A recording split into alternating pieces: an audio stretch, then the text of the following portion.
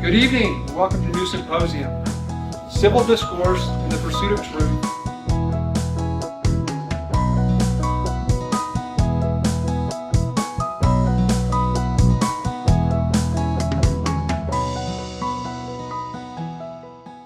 On behalf of Friends University, on behalf of Dean Stolfitz and President Amy Bragg Carey and others, we really welcome you here once again. When the board told me what the title and subject matter of this discussion would be, I admit being a little bit wary.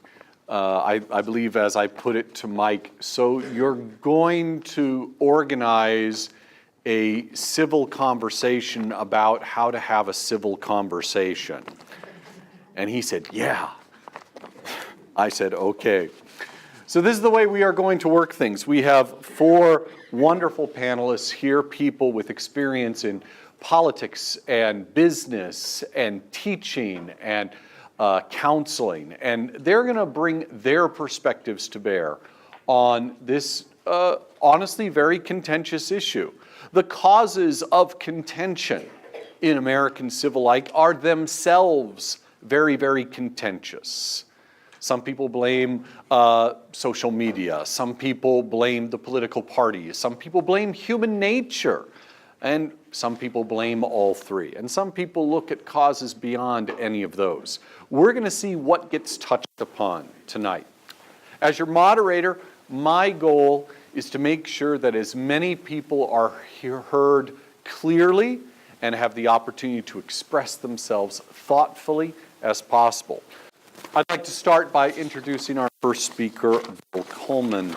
Bill Coleman is taught at Northfield School, which is a wonderful institution of education. It's located right down University Avenue that way, for 15 years, where he teaches literature, composition, and drama.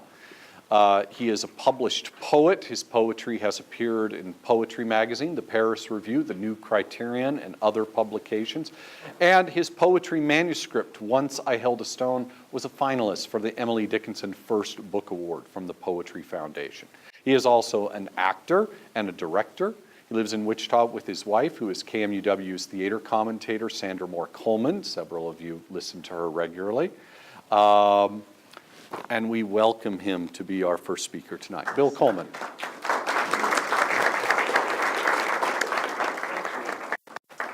Well, I'm a teacher, which means that I have to spend 10 minutes every day at a copy machine. And so I made all these copies. So I'm the one that gave you the handouts. And there's additional handouts at the top of the stairs. I also brought props. I put them on the chalkboard over there. I'm the Gallagher of Symposius. I have props. So these are artifacts from our school. They mean a lot to us at our school, and I hope to touch on those as well. I'd like to start with a poem. And I'd like to, if the flow of the conversation allows, I'd like to end the evening with a poem too.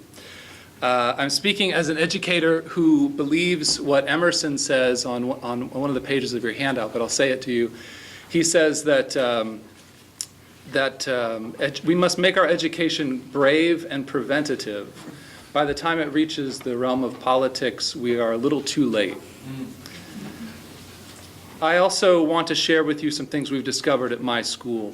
I'm also speaking as one who studied improvisation formally, and so I've experienced the joy of people on stage listening so actively and intensely and expansively to one another and reacting so imaginatively that the world they find themselves inhabiting is one of deep integration, a space that makes of their differences a coherent and sustainable whole.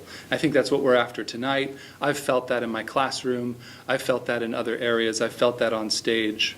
I've come to believe that the causes of contention, as Dr. Fox just said, or what inhibits conversation, are the same set of forces that inhibit learning, and indeed the same set of forces that inhibit the creation of a meaningful scene on stage. It's a fear of failure, the desire to win, the feeling of not being able to trust people around you, the feeling of anonymity, of not being seen and not seeing clearly others, the divorcing of argumentation from a felt awareness of humanity, a lack of awareness that we are bound together in this life, part of a web of relationships, a lack of comfort with complexity, and a failure of imagination. That is a negative way of saying what's true, or what I believe is true. The right way to say it is with a poem. And so I'd like to say this poem to you. It's by a poet named Naomi Shihab Nye. I like the word dialogue. I think that the conception of speaking through the logos, dialogos, Bob Love has a drawing of this word on the website of the symposium. I like that it means two things. You are speaking by means of reason through the logos, but that drawing helps us see that we're speaking through this kind of Heraclitan logos, and as our words penetrate through, perhaps it retains some truth as it reaches someone else who also has a point of contact, as Dr. Benedict has recently said to me, a point of contact with something true. So I like the word dialogue, but I like the word conversation maybe more. For it enacts at its root not only the idea of speaking in dialogue, but it has an image of people turning together, conversation. People acting together as though they really are together. When we're our best selves, we're turning toward one another, even as we turn to something larger than us, which is a way of describing what happens on a stage or a classroom when the book is open before us, or in a room such as this. So I'd like to begin in that posture, begin our dialogue and conversation in that posture, all of us turning towards something that is not us, but that contains us. That is to say, I want to say a poem to you. I want to begin our turning together over the next hour and 45 minutes in the posture of listening. Every teacher I've ever known in theater and other spheres of wisdom have said that listening is at the very heart of acting in all senses of that word, whether on a stage or in the world. Listening is at the heart. Some would say the ideal conversation would be an exchange of silence. But if we must break silence, let us break it with Naomi Shihab Nye, a contemporary Arab-American poet. Her father was a Palestinian refugee, and her mother is an American of German and Swiss descent. She lives in San Antonio, and she wrote this poem, a prose poem called Gate A4. And here she is, and really do look at her first. This is part of the issue, I find, is that we separate the person out of the equation. She's standing on a bridge. Gate A4. Wandering around the Albuquerque airport terminal after learning my flight had been delayed 4 hours, I heard an announcement. If anyone in the vicinity of Gate A4 understands any Arabic, please come to the gate immediately. Well, one pauses these days. Gate A4 was my own gate. I went there. An older woman in full traditional Palestinian embroidered dress, just like my grandma wore, was crumpled to the floor, wailing, "Help! Help," said the flight attendant. "Talk to her. What is her problem? We told her the flight was going to be late, and she did this." I stooped to put my arm around the woman and spoke haltingly, "Shudoa, shidbiduk habibti, stani ashwe min fadlik shubitsui." The minute she heard any words she knew, however poorly used, she stopped crying. She thought the flight had been canceled entirely. She needed to be in El Paso for major medical treatment the next day. I said, "No, we're fine. You'll get there. Just late. Who's picking you up? Let's call him." We called her son. I spoke with him in English. I told him I would stay with his mother till we got on the plane. She talked to him. Then we called her other sons, just for the fun of it. Then we called my dad, and he and she spoke for a while in Arabic and found out, of course, they had 10 shared friends. Then I thought, just for the heck of it, why not call some Palestinian poets I know and let them chat with her? This all took up to 2 hours. Took up 2 hours. She was laughing a lot by then, telling about her life, patting my knee, answering questions. She had pulled a sack of homemade marmoule cookies, little powdered sugar crumbly mounds stuffed with dates and nuts from her bag, and was offering them all to the women, to all the women at the gate. To my amazement, not a single traveler declined one. It was like a sacrament.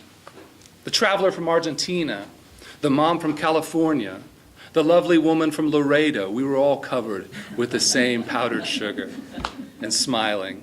There is no better cookie.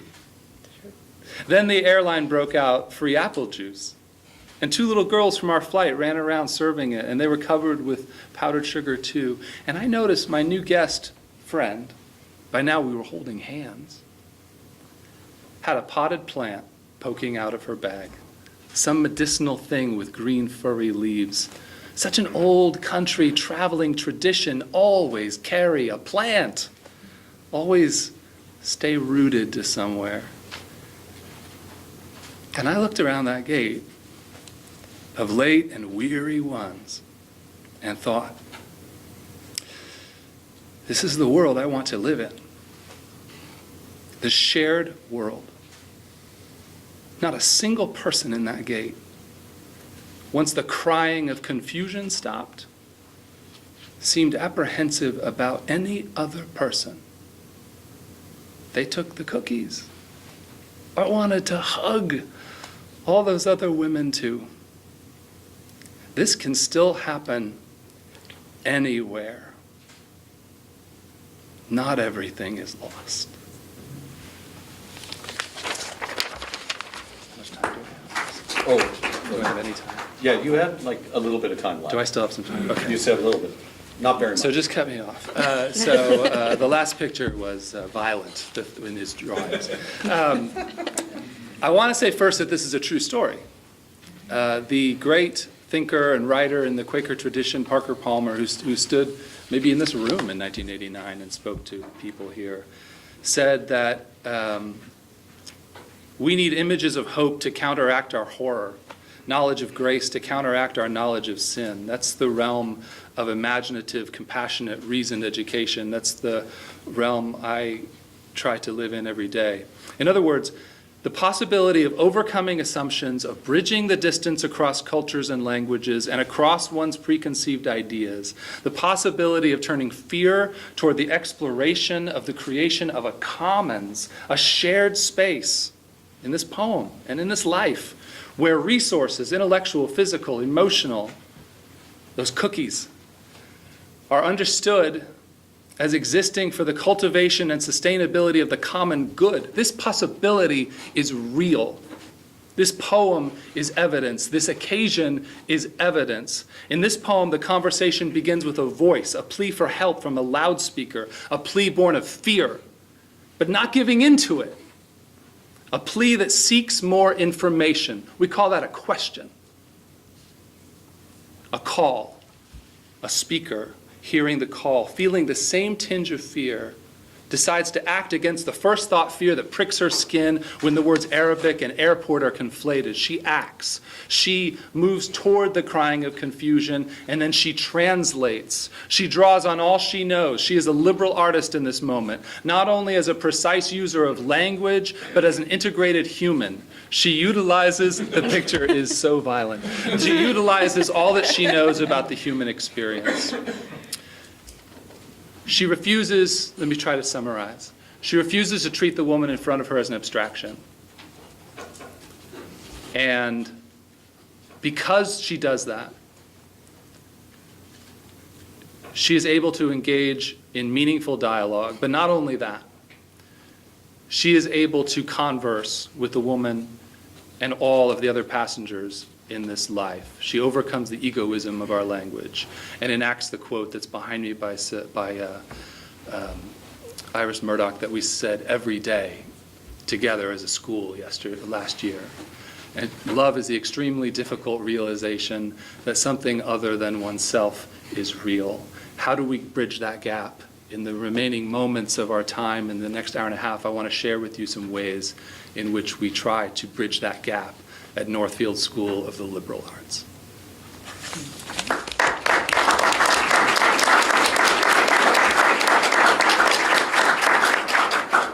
So as you can see, I'm a pushover when it comes to time.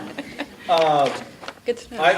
Yes, everybody in my classes learns that very quickly. Bill, one of the things that you said, I think, stands out particularly strongly, and that is that you included a bit of a warning against anonymity. When you introduced this piece to us, you had handed out pictures of the poet, and you said, "Look at her face." Okay, a lot of us, myself included, have made good use of electronic media, social media, blogging, and so forth.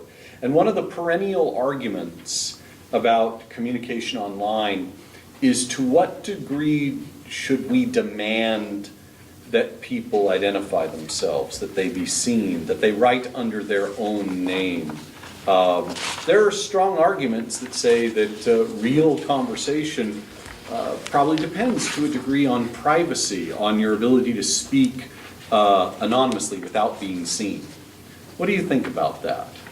How important is it to allow certain people to not be attached to their words, or do you think that that just always contributes to a bad cycle of communication? I can't say that it always contributes, but I think often anonymity allows us to abstract other people, to reduce them.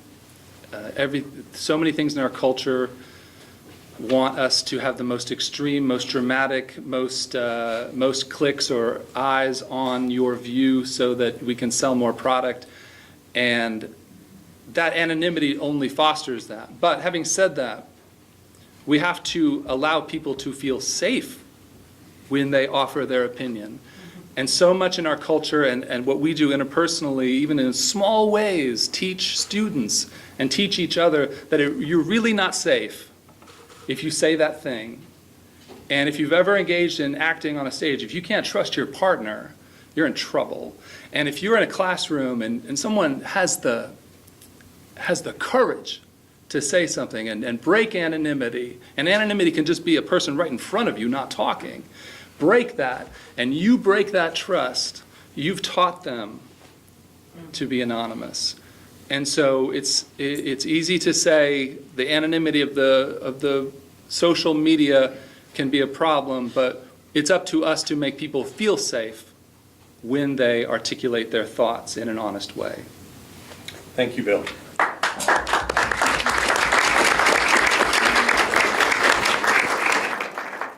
Our second speaker is Laura Lombard, who is a businesswoman and a former candidate for Congress. She established the Middle East and North African Consultants Association in Washington, D.C. in 2012, and is currently building a workforce development company here in Wichita called ImEPIK. She began her career in Chicago, working as a paralegal for a small firm, American Tax Solutions. She studied at Johns Hopkins School of Advanced International Studies, where she received her master's degree from the SIIS Washington, D.C. campus. From there, she went on to work for the Coleman Group, which was a consulting firm founded by former Secretary of Defense William S. Cohen. She regularly engaged in research projects, due diligence analysis, and business development activities for clients in various sectors in the Middle East, Latin America, and China. In addition to her master's degree from Johns Hopkins, she has a bachelor's degree in political science and international studies from the University of Kansas. Let's welcome Laura Lombard.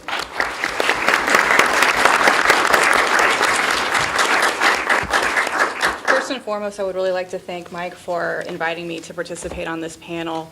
This is such an important discussion that we're having today in light of all that is happening politically in our country. And being the recent politician, I took a little bit of a different track on this, and I'm going to talk about this from a historical context, what's happening now, and then really looking at kind of the radicalization of the political parties in our country right now and how maybe over time we can bring them back together to actually create, imagine this, real solutions for the problems that our country faces. That would be nice, right? I think so. So I'm going to start off a little bit with a history lesson. I tend to be a little bit of a wonk. I apologize for that. But I think it's important to understand where we started and how that affects what's happening today. During the campaign this last year, I often talked about how our founding fathers had a lot of disagreements, but were able to come to compromises in order to create the country that we're now in today. That's true. They definitely disagreed on a lot of things. They did compromise enough to, again, create our country, but they also kicked a lot of the issues that they had and a lot of disagreements that they had down the road, and we're still dealing with a lot of those issues today. But if you look at how the two major visions of the country, from the very beginning, they were really different. So if you're looking at how more the Republican side, the conservative side looks at things today versus how more the liberal Democratic side looks at things today, that really all started from day one when they were figuring out this crazy thing called the Constitution that we look to today. Hamilton was more your Federalist, who would today be more of the Democrat side of this. He looked at the federal side as being the more important side versus states' rights. He was more of your Northerner, more in terms of looking at the economics of things and how international trade, even back then. He and others were less favorable towards slavery, versus the other side of the coin, which is more the Jefferson-Madison Democratic Republicans, who were more interested in states' rights, personal liberties, ensuring that the institution of slavery continued, those types of things that, again, obviously we don't have slavery today, but we still have that, the original sin, shall we say, of slavery in this country that still very much affects how this country views things today. So you flash forward to now, and we've had flare-ups of these two different visions and two different divisions for forever, right? I mean, the most obvious, of course, was the Civil War. But all along the way, there have been times when this country has divided and come back together, divided and come back together. And right now, we're in more of a period where people are more on the divided side and are not very easily coming back together to realize that in order to make this country really function, we have to be able to find the compromises that they originally were able to find when they started the country in the first place. Does that all make sense? Okay. Looking to the modern age, I think there's a few other things that we need to really delve into. One is, with his phone earlier, you made the comment, change is overrated. I happen to like change. But that is the push-pull, and this isn't just the United States, this is everywhere in the world. That there's how do I want to put this? In a time like ours, where everything is changing so rapidly, it is no surprise that there would be backlash to that. Whether it's economic change, whether it's social change, whether it's women coming more into power, how we view people of different races, immigration issues, all of those different things that are so rapidly changing. There is, like I said, there's no surprise that there would be backlash to that to some degree. And this isn't just happening in the United States, it's happening everywhere. You look at Brexit, happening in the UK as well, it's happening in other ways. And when I first got to Washington, D.C., I was at a conference for Middle East work, and Ambassador Al-Jubeir, who is now the foreign minister of Saudi Arabia, was speaking. I was new to D.C., I was new to the Middle East world, I was new to a lot of things at that point in time.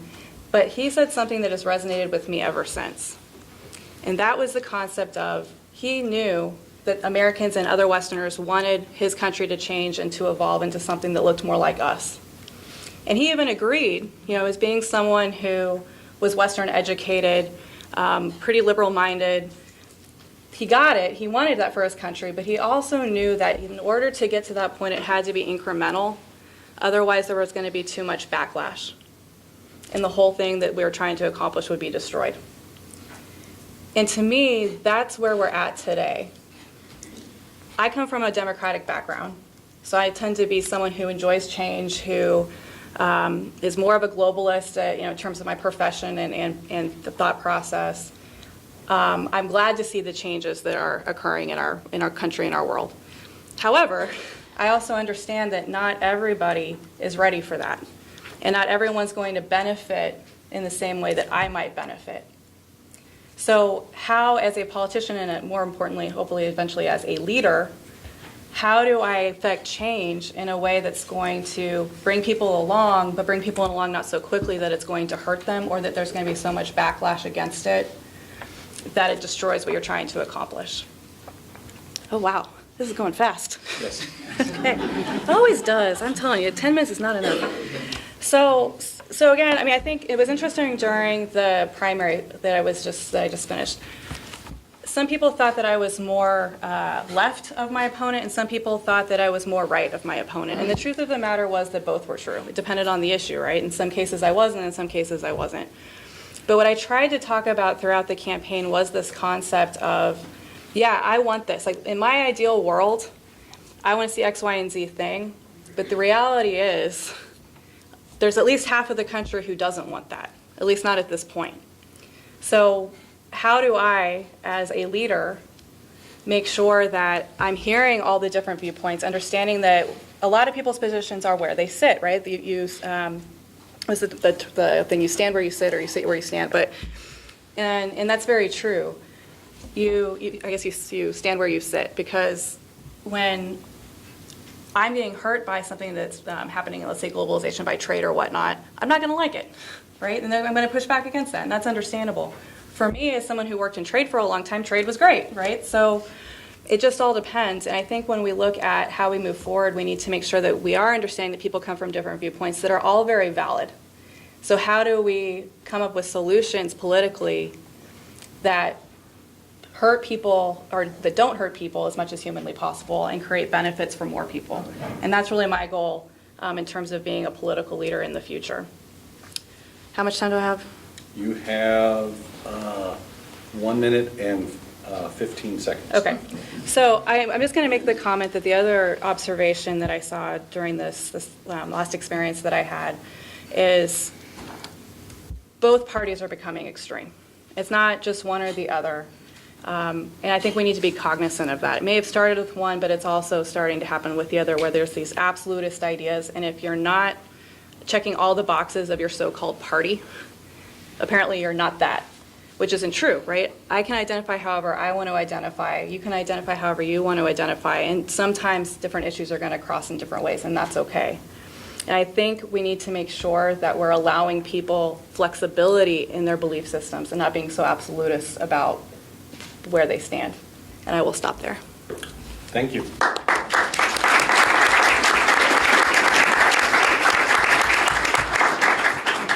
So Laura, you made an issue of change. I did. I will pick up the challenge. And I want to ask you about a possible additional complication. So Yeah. the experience that you had with the Saudi Arabian ambassador, I guess he was an ambassador at that time? He was at that time, yeah. Okay.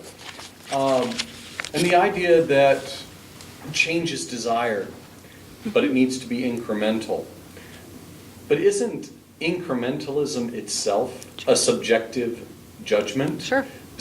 One person might think that the pace of change in regards to marriage law or in regards to cell phone technology is tremendously rapid, whereas another person might consider it very slow and laggard. How do we even come to an understanding about what's incremental and what's not? Well, I'm picking up on what you said. I mean, some people don't necessarily want change at all, right, in certain ways or on certain topics. So any change is going to be seen as too much. And again, it could be on any issue that you want to pick out for that, but there's always going to be that push-pull to some degree. And when you're starting to see too much backlash to something as a leader again, maybe you need to kind of start thinking about, okay, have we gone too far too fast? And again, you're right, it's completely subjective. It depends on what the topic is, what the issue is, who you're even talking about. You're never going to make everybody happy. That's an impossibility. But what you're trying to do, I think, when you're talking about change and growth, and dare I say the word progressiveness, you're trying to do it in a way that's going to hurt the least amount of people. And I think that's the best you can do in terms of measure of what incremental means and how that would work. Thank you.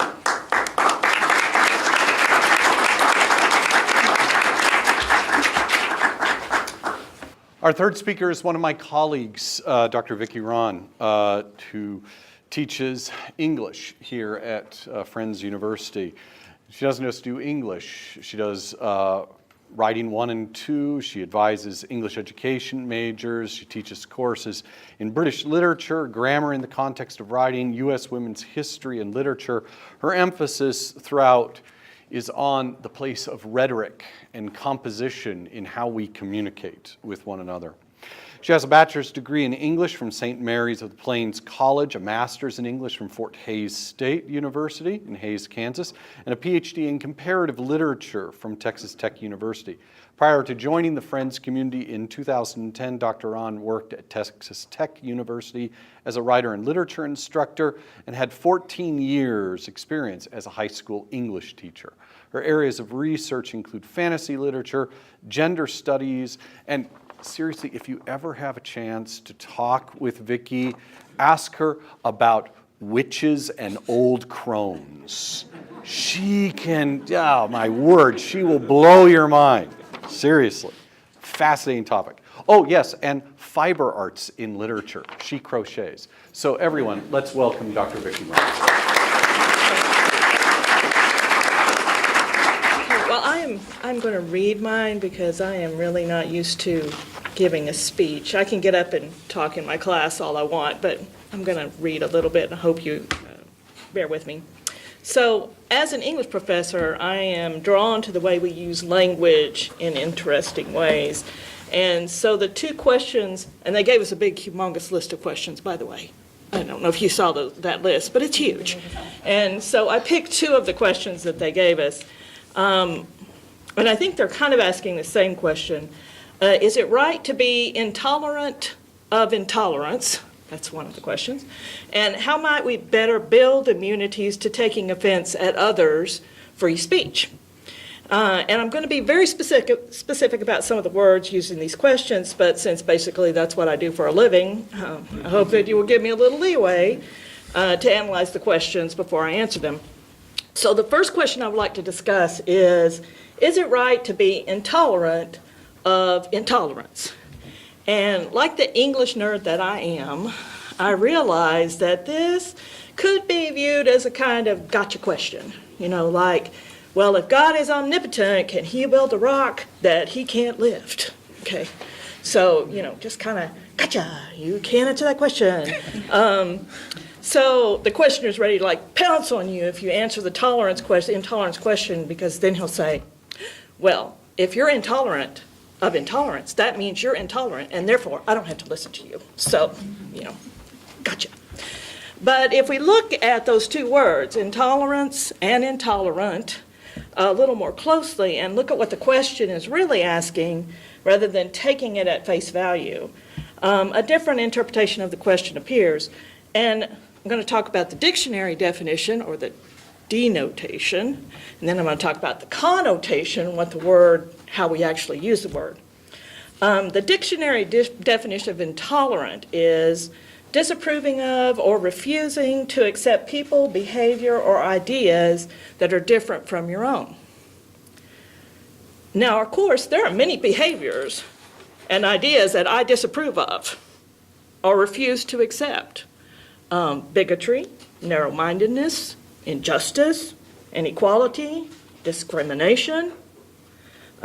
So I am intolerant, according to the denotative or dictionary definition of that word.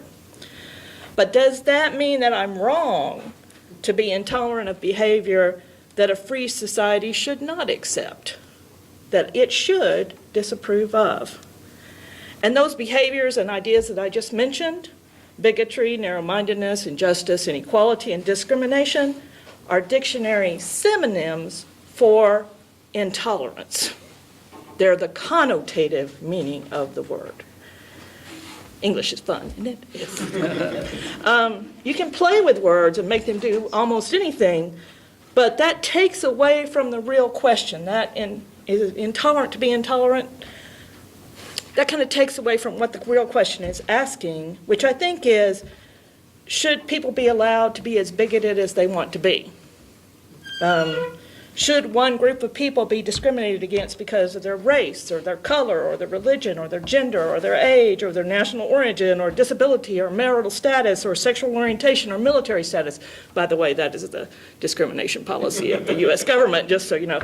And should all behavior be allowed because we live in a free society? And that brings me to the second question.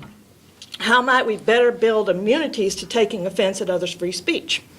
And this question also uses some interesting language. It sounds as if taking offense to others' free speech is a disease that we must immunize ourselves against, that we shouldn't take offense.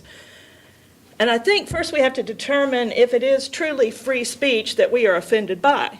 There's a lot of speech that the First Amendment doesn't allow. Slander, libel, inciting others to violence, those are against the law. I would think we should be offended by that kind of speech.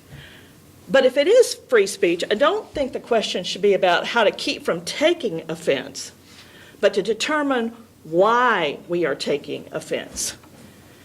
Should we take offense at an obvious lie by a politician? Why do we get angry?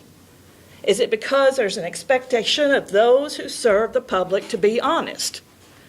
Granted, that's a pretty high expectation, but it is there nonetheless. And what about when someone protests discrimination? Are we angry because we think the protester is being disrespectful to our country or our flag? Do we get just as angry when we see a woman in an American flag bikini or a surfer in American flag shorts? Those are also disrespectful. Why does the one make us so angry, but the other we kind of shrug off? I think it's because we don't like to confront our own fears, our own prejudices that we have. And I'll give you an example. I'm driving, and I've done this many times. Driving, I haven't locked my door because I have a 2004 car, so it doesn't automatically lock when you go in to drive, okay? And so I pull up to a stoplight, and there's a man on the corner. It's not very well dressed. The first thing I do is hit that lock button. Now, you would say, well, you're just being safe. Well, it's not really being safe. I've been driving for over 40 years. I'm not telling you how old I am, but you can probably guess, pretty close. And no man has ever come up to my window while I'm sitting at a stoplight and tried to get into my car, except for the fireman who's trying to give me money for March of Dimes. You know, that's the only time a man has ever come up to my window. I lock that door because I'm afraid. I'm afraid. There's a verse in the Bible that says, in Matthew, that first remove the beam out of your own eye before you can clearly remove the speck out of your brother's eye.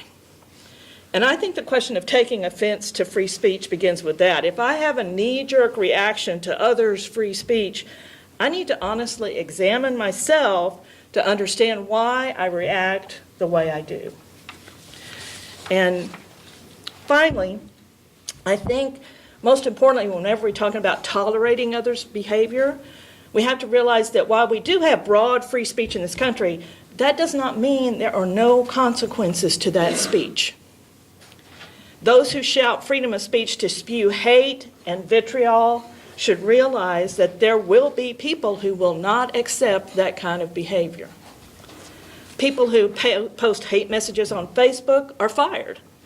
Politicians who send sexist text often, well, not always, are removed from office, okay? But I think we as individuals can also show publicly that we do not accept this behavior. We can not laugh at the racist joke. We can stand beside the bullied and support them rather than say it's none of our business. We can call out bad behavior when it occurs. We teach our children not to behave badly in order to have decent lives. When I babysat my 3-year-old granddaughter this summer, she dumped out a basket of toys in the middle of the hallway instead of in the play area. And when I told her she had to pick the toys up, she looked at me and said, "No." And I told her that she couldn't play or do anything fun until she had picked up the toys. And she began to angry cry. I'm sure you all know what angry cry toddlers are. And marched into the bedroom to put herself in timeout. Okay. And in a little while, I went in to ask her if she was ready to pick up her toys. And she's still crying, and she looked up to me and she said, "No, no, never!" Kind of like a Braveheart moment. I'm never going to do that. And I didn't laugh, although I really, really wanted to laugh. And I didn't yell. And I sat and waited for the 10 minutes it took for her to realize that the behavior was not going to work. And then she went and picked up her toys. And I think it's up to us to teach others patiently and with kindness the behavior that will lead to the kind of free society that we want to have. And we have to let those who continue to practice that bad behavior, that we will be intolerant of intolerance because it's the right thing to do.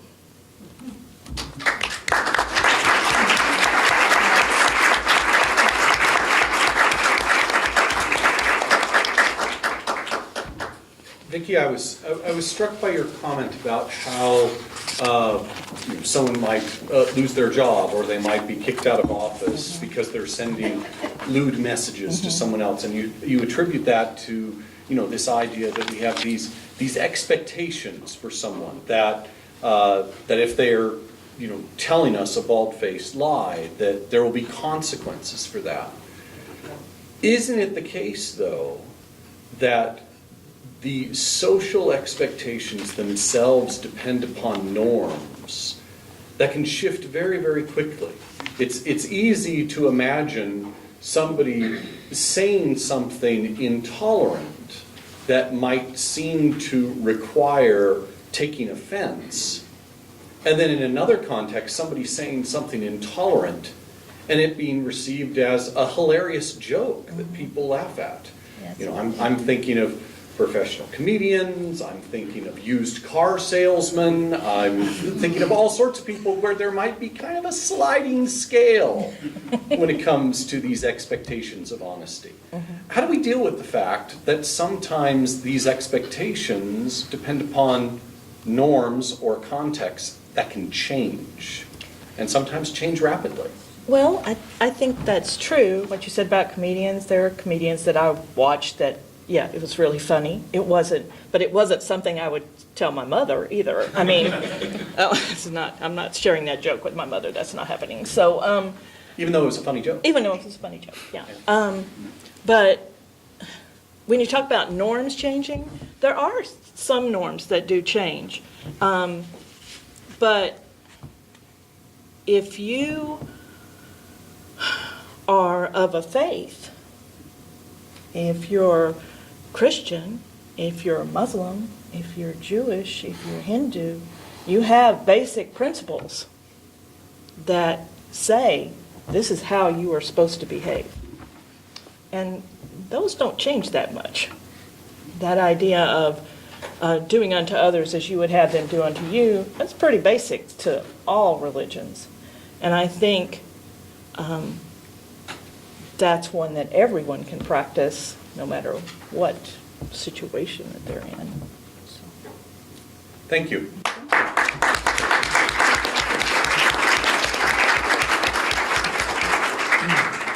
Our final speaker is Mr. Joel Ibarra. Did I pronounce that right? Yep. Okay. Good job. He is a marriage and family therapist who finds meaning in coming alongside others and helping them see things in new ways. Joel received a bachelor's degree in psychology with a mathematics minor from Wichita State University and a master's of science in family therapy from Friends University. He's worked with a wide range of people in various settings, including private practice, substance abuse treatment, and youth foster care facilities. Trained from a systemic perspective, Joel is a student of the relational nature of all things. He finds great value in seeing the common spirituality that which we all share. Joel practices at Real Life Counseling here in Wichita. Let's welcome Joel Ibarra.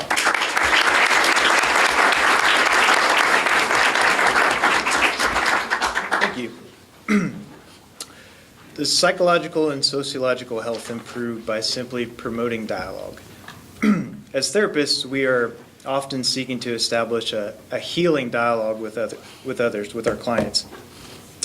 A healing dialogue consists of the words and the language that we use, but it also includes a lot more than that. It includes the context we're in, also the nonverbal communication, obviously not just what we say, but how we say it. It also consists of how we receive what is said. Others know and can tell if we're receiving them and what they say into ourselves. We are seeking in therapy to achieve the experiential sense for people of what we call resonance when two exist in harmony with one another. Dr. Dan Siegel, neuroscience researcher and clinician, writes this: resonance is the coupling of two autonomous entities into a functional whole. A and B are in resonance as each attunes to the other, and both are changed as they take the internal state of one another into themselves. The whole is larger than the sum of the individual parts. This type of resonance is a big part of our healing work in therapy. Personal, psychological, and thereby sociological health is having a coherent sense of self built by achieving a state of resonance in our relationships with others and our environment. Does achieving this state of resonance require that we always agree? No. In fact, the idea of resonance requires that there be two or more distinct autonomous entities interacting with one another. Without difference, diversity, disagreement, and even conflict, we will not move toward transforming ourselves and our society. But there is a way to fight. There is such thing as healthy aggression. But so much of our aggression and the aggression we see in our collective rhetoric has been sustained, unrepaired, and destructive to others and our own personal and therefore societal well-being. Why has the national conversation become so angry? The answer is that we are scared. Whenever you see anger and hate, you are seeing fear. Anger and aggression come about in response to threat, a threat to ourselves, our personal safety, or something we hold dear. In our current cultural climate, threat is all around. We experience threat not just when there is physical danger. Francis Shapiro distinguishes between large T trauma and small t trauma. Large T traumas are the events we find responsible for post-traumatic stress, violent crime, abuse, car accidents. And small t traumas are shames, humiliations, anxieties, or abandonments from which there has been no satisfactory repair from a caregiver. We know that large T traumas like war violence and genocide are passed down over multiple generations. The impact of large T trauma dissipates over time and becomes the violence and aggression that we see on a micro level in our homes. The hate being passed around in our societal rhetoric is another permutation. Hate is hate. The only thing this hate takes to re-escalate to interpersonal violence is more hate that has not been transformed. This is pouring fuel on the fire. To have more constructive dialogues, we must find a way to heal and transform trauma and not continue to transmit this trauma and aggression to one another. How might we build better immunities to taking offense at others' free speech? Let me put forth here the practice of contemplation as part of the solution. Contemplation is getting to know our deepest selves. If we are honest with ourselves and practice contemplation, silence, and self-reflection, we will find at our core the same things that are in every human: desires, hopes, dreams, and fears. We all have things we want for our lives, and when they are threatened, we react to protect them. To be honest and helpful to, yes, even the national dialogue, we must admit we react in fear and self-protection and have tendencies to become aggressive and violent when those things are threatened. Take the immigration issue, for example. This issue at its core centers around a very basic desire we all share, the desire to make a better life for ourselves. Would any of us deny we have desired and would fight to make a better life for ourselves given the chance? And on the other end of the argument, would any of us say once we have established a better life for ourselves, we would not want to protect it from being infringed upon by others? We are toddlers who do not want to share at times. If we deny these very basic drives, we are not being honest. We desire deeply, and what we most deeply desire, we fear losing the most. We will protect it with our lives, using aggression if we have to. Or take any other issue. We become aggressive just to win the argument itself. We want to protect our deeply held values and beliefs, but we also just don't want to look stupid. And we have a deep desire to win. Dialogue becomes the forum for establishing our dominance and worthiness. Our dialogues cease to be discussions about the issues and become hissing and spitting matches, or worse, where we are just attacking the other and defending ourselves and our egos. The one who's the biggest and strongest and has the most firepower wins. This is hardly a way to get to a solution that is bigger than all of us and where we are all changed. I understand immigration policy and is a complex and difficult problem to solve. I also understand this issue and the others are not just personal issues but corporate ones. I'm merely asserting that we would be more constructive in our discussions if we would practice honest awareness of what is at the core of all of us and what is happening when we dialogue with each other. We feel threatened and go on the attack, and we seek to defend ourselves and our worthiness. If those making policy and at the fore in these arguments were willing to practice this sort of contemplation, not just perpetuating fear-fueled rhetoric and power-grabbing, people would follow them and not just side with them. As we practice contemplation and get to know our deepest selves, we will find the same things that exist in every person, the desire to get what we want and protect it, but also a great capacity for love and understanding. These can form the basis for achieving a constructive dialogue where we can start getting to some solutions which are greater than the sum of the individual parts.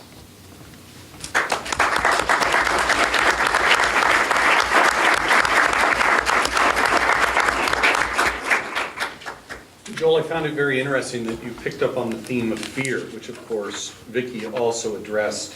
And you talked about in the immigration context how, you know, it's understandable that someone would want to be defensive of the security that they had achieved. And then almost immediately after that, you started talking about, intellectual arguments and how somebody could get very defensive because they don't want to look stupid.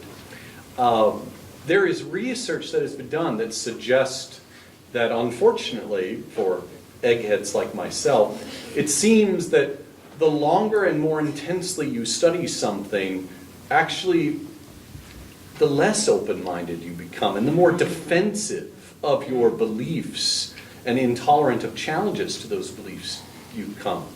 Do you see contemplation as something that maybe is opposed to, expertise and strong commitments to particular issues to achieve the kind of equanimity you're talking about?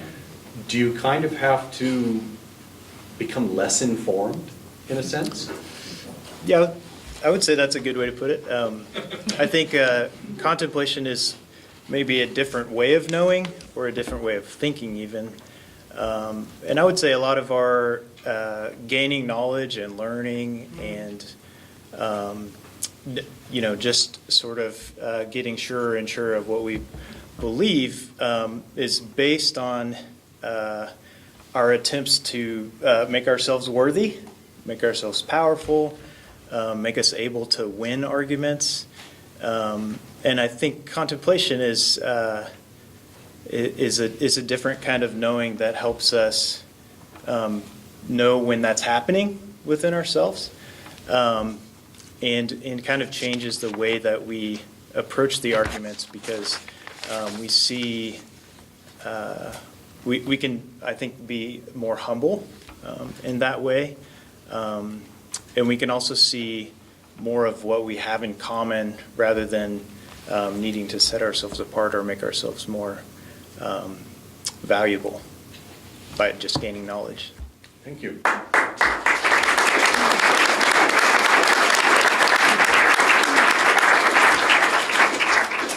All right, everything's pretty much gone according to schedule. We have about 40 minutes in which you all can share your thoughts, again, in the form of questions to the panel, so that they can provide responses. Once more, if you feel like you have a really, really important point that you just gotta make, find some sort of way to direct it to one or more members of the panel. At my discretion, after any one of the panelists respond to any question that is asked, if others want to jump in on that, I will allow them to do so. But I'm also going to try to keep things moving along so that as many people as possible have an opportunity to dig further into these fine ideas that have been shared with all of us. One final thing, and this is an announcement that I neglected to make. John Todd, up there in the corner, who is another member of the new Symposium Board, has requested that everyone here sign in the sheet up there.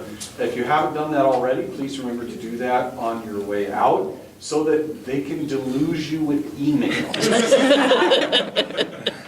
And they're good emails, fun ones to read. So, questions for our panel?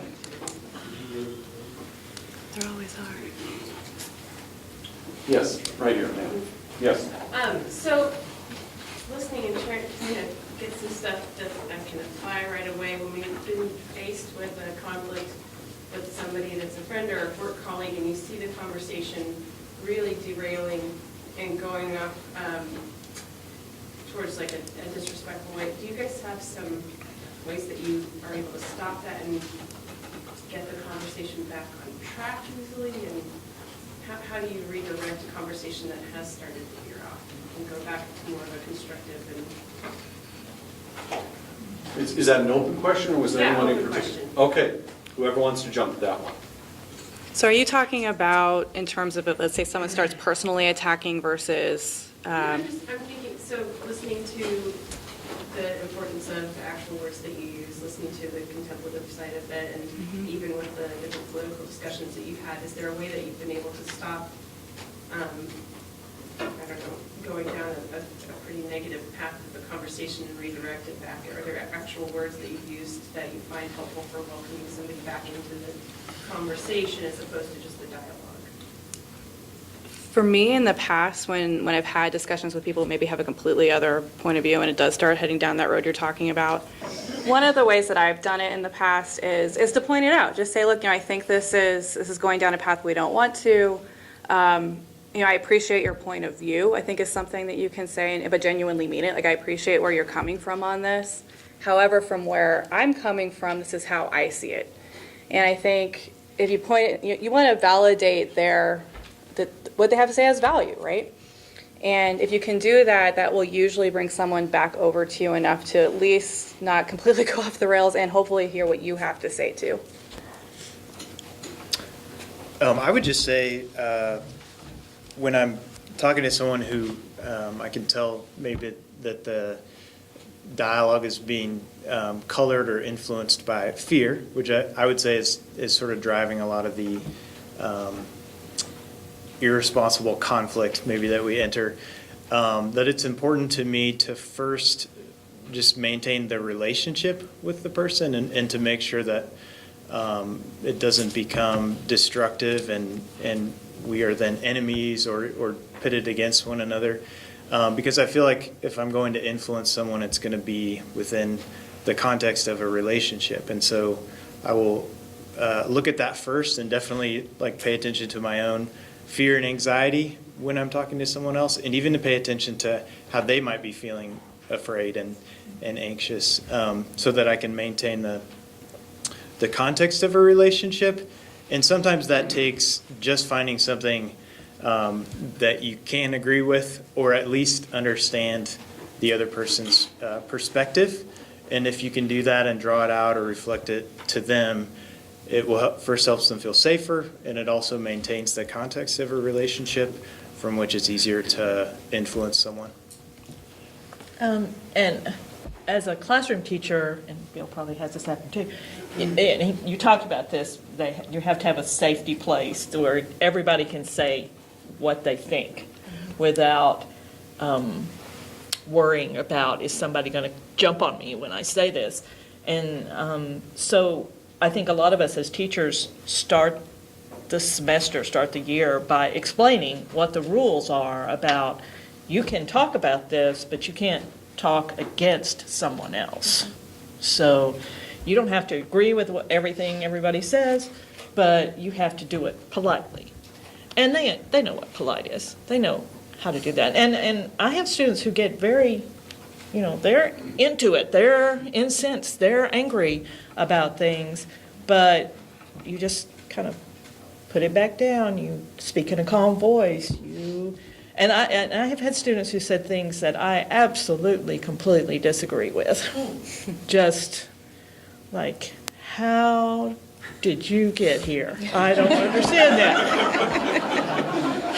How has somebody not punched you in the face already? How did that happen? And then I think, okay, they're coming from some, I have to think about where they come from. And then so I have to redirect the question and redirect the answer. Is this what you mean by that? Am I understanding what you're saying? And not just assuming that I have to really give them the benefit of the doubt. And I think a lot of times in our conversations we don't do that. So That's the key, yeah. You give to read one another charitably and to keep asking questions. What Joel said, I agree completely with what everyone said. It's always rooted in a relationship. I find in the classroom, so define terms. We heard Laura say, I'm going to say this word, progressive, because you've gotten certain reactions to that word. Mm-hmm. We have different ideas about that word. We've reduced that word. So what do you mean when you say that word? Exactly, what do you mean by that? And keep that conversation going, and knowing the person well enough that we know what they mean when they say that word.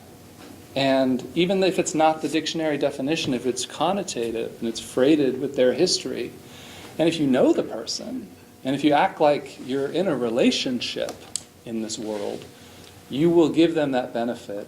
I'll just end by saying I saw a great documentary. Have you seen Meeting the Enemy? It's on Netflix. It's by Dia Khan, a Muslim American, Muslim English, I think. She came to our country and came to America and lived with white supremacists, made a documentary, talked to them, engaged them in dialogue, rode in cars with them. She was at the Charlottesville event. And she's talking to these people, and she listens. And they are heard by her. Now, she's not backing down from these things they say. She'll talk back to them. But it's always in a relationship that she's fostering over this time. And the most astonishing thing happens at the end, towards the end of the movie. She's in this guy's house. His wife is here, and they're just doing the normal things. And we've seen this guy say these things.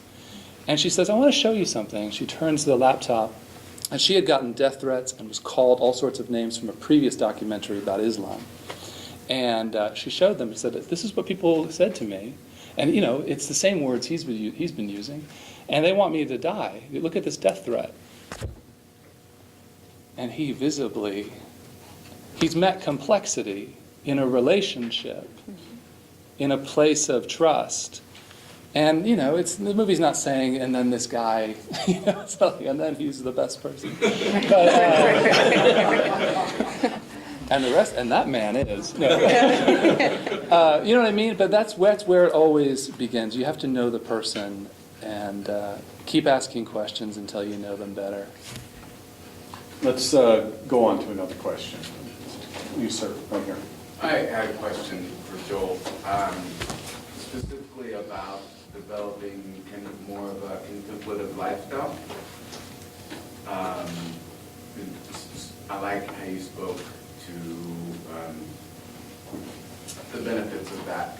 How would you maybe walk someone towards developing a contemplative lifestyle?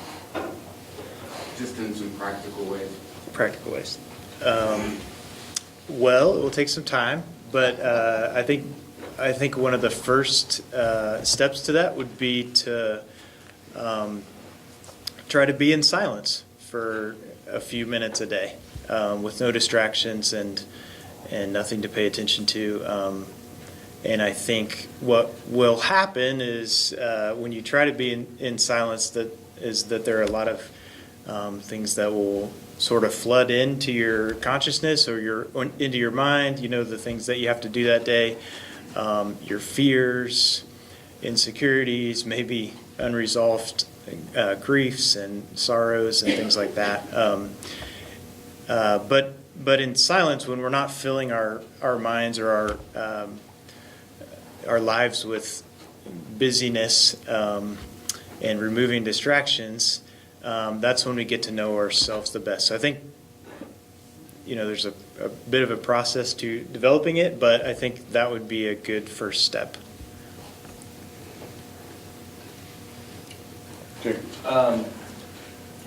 On the national level, when it comes to civil discourse, we saw it explode in Charlottesville and events like that. And I think that's a clear sign of the failure of government institutions to regulate it, because we do have a constitution that allows free speech. So should the government have a role in regulating speech at all, or does this need to be a societal thing that we all agree on as a culture? I think, well, we do have that already. I think it's in the Constitution, it's in the First Amendment. But one of the reasons that it's hard for us to come together as a society is because we're not homogenous. That we're all different kinds from everywhere. We're from everywhere. So that's harder.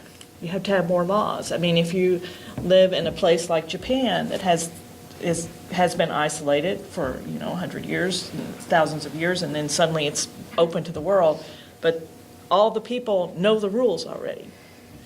When you come to the United States, you have to learn all the rules. What are all the rules? And so we have a lot more laws than a lot of other countries do, because we had to figure out what we wanted. And so I think that we're law-heavy a little bit, but I do think there are rules that we can decide on as decent people that we should all abide by. And I would add too that when you're talking about hate speech in particular, when you're talking about hate speech in particular, hate speech can go into violence, right? Mm-hmm. And you have to. I mean, when it comes to the laws of it, and people can put a swastika on the wall according to our laws right now, right? But should they, right? And again, that type of behavior can very quickly delve into go into something that's very destructive for society and for human well-being. And do I think that people should be allowed to put swastikas on the wall? Not really, but am I going to put that into a law? Probably not either, just because, again, we do have free speech. But society does have to find that balance somehow. In Germany, it's completely illegal to do certain things because of their history. And given their history, it probably should be. If we start heading down those roads, maybe we reevaluate the laws too. But it has to be protective in the long run.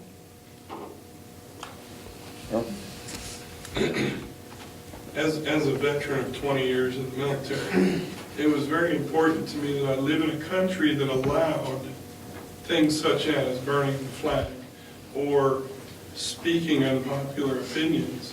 And if you look back in our history, the women's rights movement started out as an unpopular opinion, even among women. Sure. The freedom of blacks and the right to vote by blacks was a very unpopular opinion, even among blacks when it first started. Isn't it important to allow in our society, our free speech? Let's assume we're not talking about, inciting violence and all the illegal types of speech, shouting fire in a full theater. Isn't it important to have extreme speech and speech that some or a lot of people disagree with? And those ideas that are born out to be worthy eventually become the societal norm.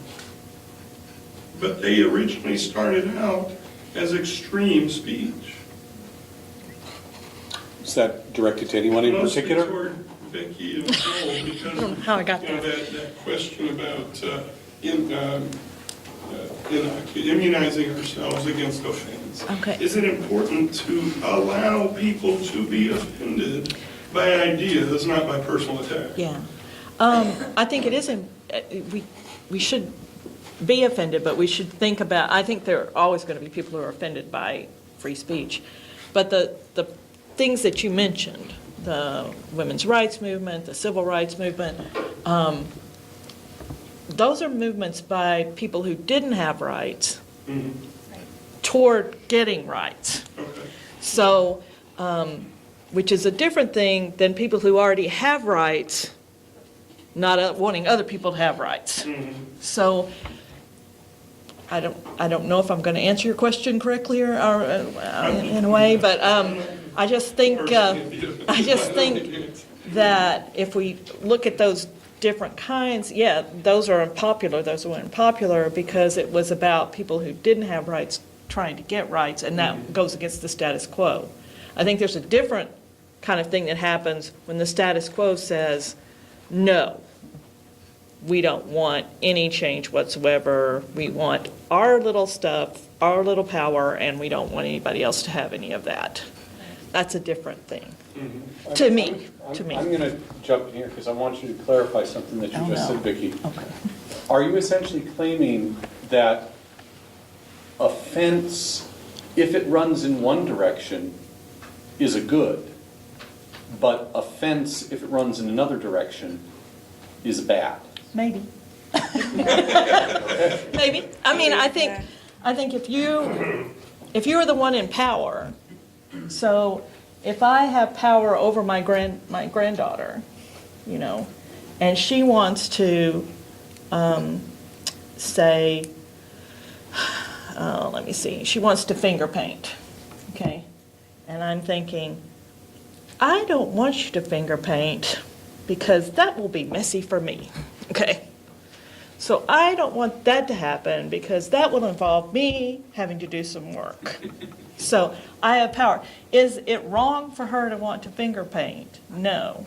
Should I allow her to have creative expression? Probably. Okay.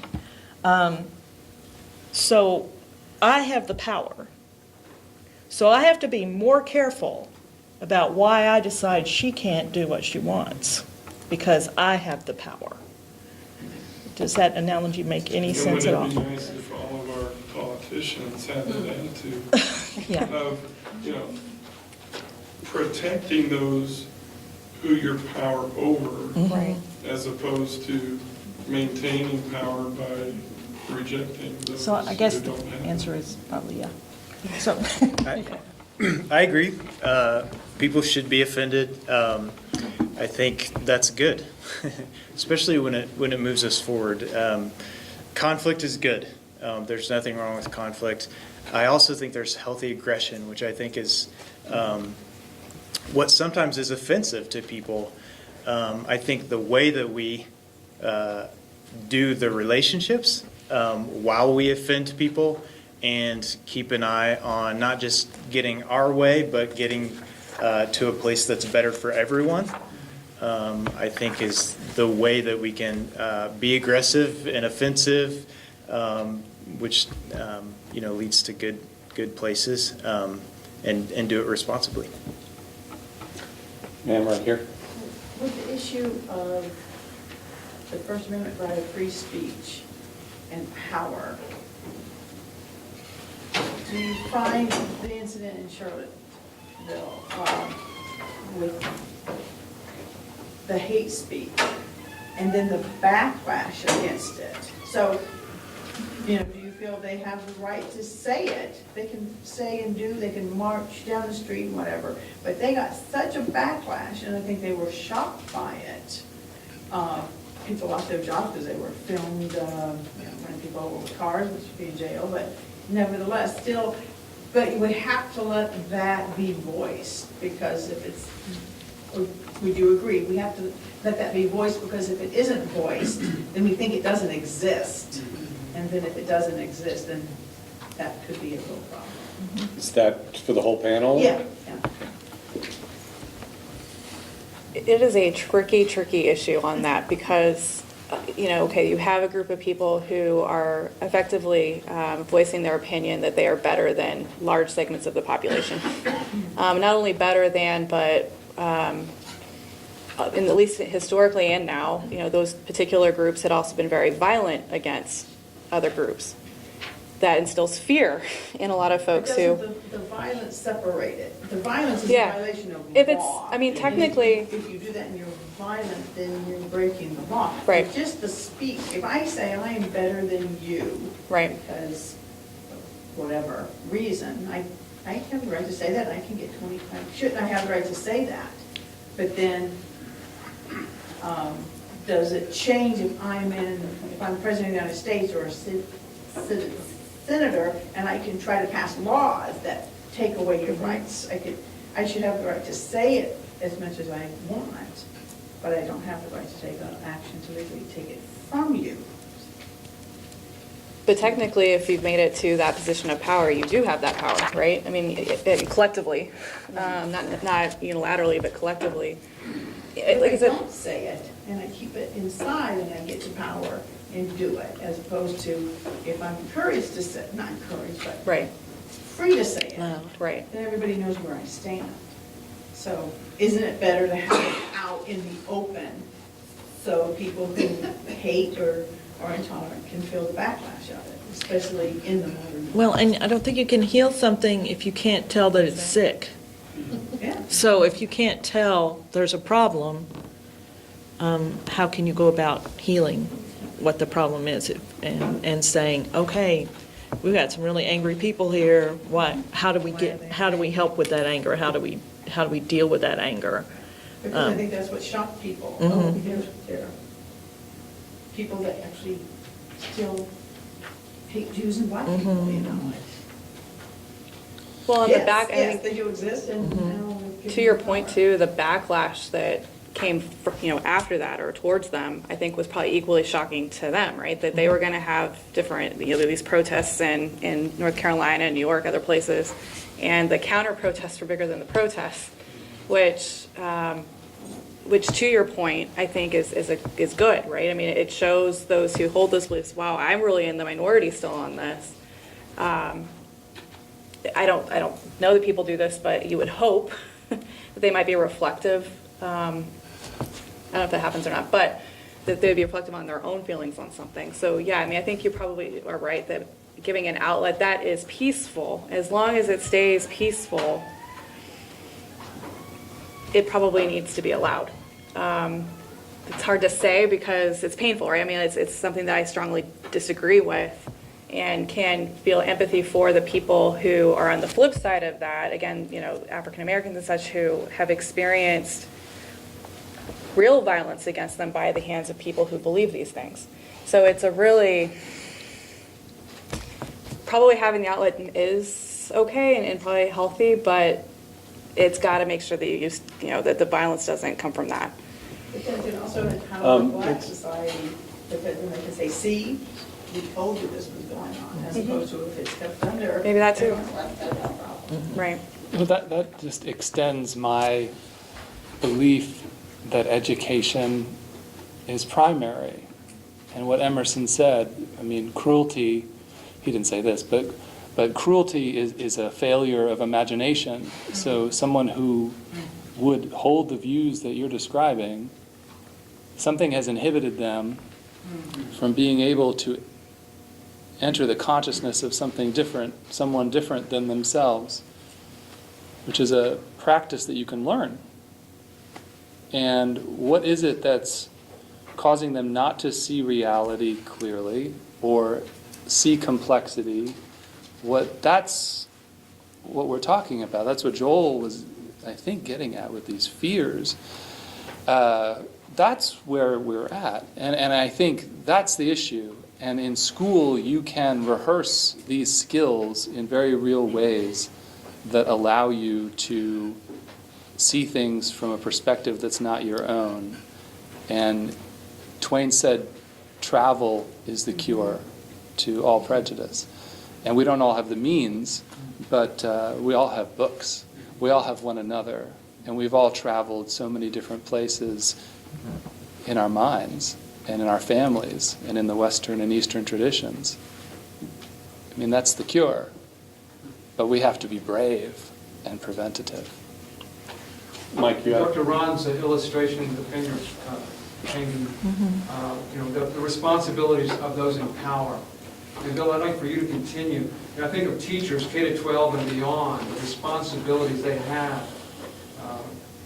How do you build dialectical maturity, K-12 and beyond? How can we graduate kids who are dialectically mature? Well, I mean, you restring every day the instrument and just try to, I'm not saying we have all the answers, but I know that we start every day in silence and contemplation quite literally. Every day they hear each other's voices saying the word present. We start with questions. We want students to say, I don't know. We want words to be defined. We talk about connotation because connotation unlocks tone, and tone unlocks point of view, and point of view unlocks meaning. We want long thoughts. We don't have cell phones. We have a lot of we allow for failure. We teach that mistakes are creative. We read slowly. We read aloud. We treat ideas as though ideas and poems and other people as though we're visiting another country. How would you behave in another country? Are you going to be the ugly American and think everything has to be catered to you? Or are you going to look for faults? Are you going to tear things down? Or are you trying to live here? And do you really think we're in this together? Above all, if I had to summarize how we might gain dialectical maturity, is we follow these rules that are on the page in front of you after the... There's a picture of a guy on it. It's Rappaport's rules. We try to follow these rules. And I'll just say them to you. We've been conditioned to reduce people and abstract people and have to take the most extreme view of something because that's what we see on TV. And our fears are stoked and ginned up by advertising that says if you're in a car, you're definitely going to get carjacked. That's why you need this product. These are some ways these are tools for thinking. And I'll just say them to you. I'm sorry to go on. But we try to follow these rules. So Rappaport is this guy here, studied game theory. You can read about him, Prisoner's Dilemma. You should attempt to re-express the argument before you so clearly, vividly, and fairly that the writer or speaker of that argument says, I wish I'd thought of putting it that way. That alone. You should list any points of agreement, especially if they're not matters of general or widespread agreement. You should mention anything you have learned. Only then are you permitted to say so much as a word of rebuttal or criticism. So that's what we try to do. And we try to listen, and we try to know how to use words. And we know that words aren't divorced from tone and people. I just want to add just one thing. And maybe it is because I teach at Friends, I don't know, but I have to say that this generation of students is the kindest generation Yeah. of people that I have ever known. I agree. By far, by far. Which gives me tremendous hope for the future. They are so much kinder than I was in high school, I can tell you. They are really thinking about how to make the world a better place. And that is just tremendous. If they could just punctuate. So happy. Let's see if we can find time for a couple more questions, please. Yes, sir, right here. Bill, what you described there, with your classes, it sounds very much like you're referring to, it's very contemplative. Sure. Contemplative, there we go. And then I was thinking also something you were saying earlier when I came in, Laura, about these periods in history where two opposing ideas or ideals oftentimes results in bitter conflict. But one could also kind of look back at history and see some almost healthy aggression in coming to a reckoning, kind of an internal reckoning of sorts. And I suppose my question is, a lot of times the world we occupy doesn't quite resemble the one that you described in your class. Not yet. We're hopefully not just yet, but it's very busy, and we have these things in our pockets, and we all have so many things going on, and everybody's busy, and moments where it seems like maybe that would be ripe for a reckoning oftentimes go unpassed, and instead we write a post on our social media walls instead of talking to the person sitting next to us. And I suppose how do we create more of that space? I think this is one way to do it, definitely. But there's a lot more people that don't necessarily have access or create access by no fault of their own to that kind of space. And so how do we do that for this kind of discussion? Well, this is it. I mean, we see this, it's the same impetus that, craft breweries, like the Hopping Gnome is something akin to what we're doing. You know what I mean? For real. Nice. Tiny house projects, there's something. Friends is a dry campus. There's so far. Look under your chairs. What's in there? But there's so much hope. I say not yet, but it is. Like I see the people I know that are younger, they are creating these communities where they're very different and they're engaging in shared inquiry, really. And maybe it's happening at a house concert, maybe it's happening at this place or at an event that the Arts Council puts together or something, or a poetry reading or this. It's the same impulse. And I think it is happening.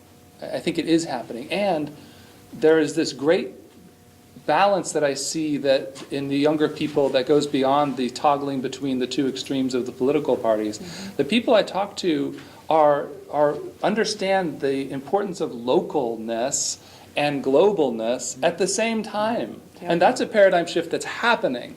And some older people and some younger people, it's hard to live in two worlds at the same time, but that's what poetry teaches us, that we can.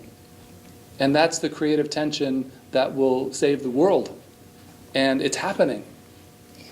Yes. Well, I want to expound on what I think you were trying to get to that maybe wasn't addressed. And I think what that is inclusion. Yeah. We're sitting here, we're all pretty much of a certain income level. Definitely. And quality, and I think the question is how do you bring that to the people that are not in this room who don't have those opportunities. So, and I think that goes, you probably, I think you said when you were introduced that you work with foster children. So I think you would probably, do you have any insight into that? It's like, how do you know, those are people that have, I would think, so many rungs against them just getting started. So how do you see that we bring them into this conversation and provide for them? Yeah, I would say put yourself where they are, people who are different than you. And, you know, it just starts with one relationship. If you can find a place to go where you can find someone who's different than you, which we don't, you know, instead of inviting them to us, go to where they are and get to know them on a personal level. And, you know, so it doesn't have to be in a context this large where we're trying to establish a diverse population in a context like this, but actually just on a person-to-person level, I feel like that's a lot richer and more genuine than just trying to get the numbers right in a group of people. But, you know, because when you get to know someone who's different than you on a personal level, it always changes how you think about people who are like them, is how we put it. And it grows as it grows. This group is different than the group that started. This group is more diverse in many ways than when I started coming here. Each new iteration of it, one person comes and then they bring other people, and that's how Northfield is too. I mean, our school is so inexpensive on purpose, you know, and there's so many families who are subsidized, honestly, in many ways. We don't want an advertisement. So, yeah, no, I understand. But that is how you do it. You treat it like a service. You treat it like it matters that every kid that walks through that door is worthy of your attention, no matter what. Well, is Northfield, I'm going to have to, let's do one more question, and so long as you all will commit to finish your answers in about 2 minutes, we'll be able to do that. Gentlemen, you've had your hand up for a bit. You already got an ad. You got a free ad. There is a phone number. I need to. Gentlemen. This is a freedom of speech question.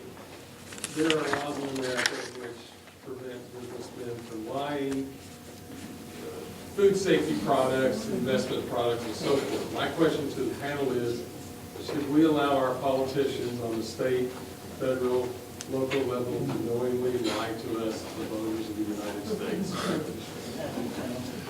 How do you stop As the politician, I guess I'll answer that one, early start. I mean, the short answer is, I think politicians should be telling you the truth. And maybe we do need to look to some degree into, I don't know if laws, but certainly norms in our society that expect people like me to not fabricate information, data, those types of, propaganda in a way that is just flat out false, right? And it happens all the time. And that's something that for the betterment of society needs to be minimized. Can I take 1 second to add something from the last question? Sure. Okay. You mentioned, everyone's on their phones too, and kind of just elaborating ever so slightly on what he said. Putting the phone down when you're out and about and at an airport or whatnot. I had a really quick story, really cool experience one day when I was at an airport, and this restaurant had set it up so it was all electronic, and the waitress and everything, you just ordered your food and all of that.